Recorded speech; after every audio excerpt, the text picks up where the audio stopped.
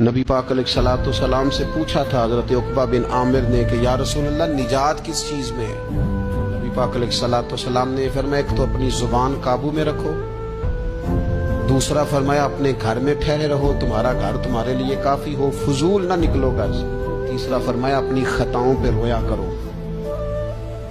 کثرت کلام اور فضول کلام اور بلا وجہ یہ بندے کو غافل کرتا ہے، دل کو سخت کرتا ہے۔ چند چیزیں ہیں جو انسان کو غفلت میں ڈالتی ہیں، اپنے آپ کو ان چیزوں سے بچائیں اور غفلت کو توڑیں۔ آپ کے ذمے میرے ذمے جو حقوق العباد ہیں ان کا پتہ کریں، جو اللہ رسول کے حقوق ہیں ان کی خبر دیکھیں، ہماری جو ذمہ داریاں ہیں ہم کس طرح انجام دے رہے ہیں اس پر توجہ کریں، اپنے معاملات کو ٹھیک کریں۔ ہم انسان ہیں، کوتاہیاں تو رہ جائیں گی، لیکن جب کوشش کریں گے تو پھر رب تعالیٰ مدد بھی فرمائے۔ اور پھر حضور سید عالم صلی اللہ تعالیٰ علیہ وسلم فرمانے لگے اگر تمہیں اللہ نے کچھ فراغت دی ہے، بہت زیادہ مصروف نہیں ہو تو غنیمت جان لو، جلدی سے نیکی کر لو قبل اس کے کہ تم مشغول ہو جاؤ۔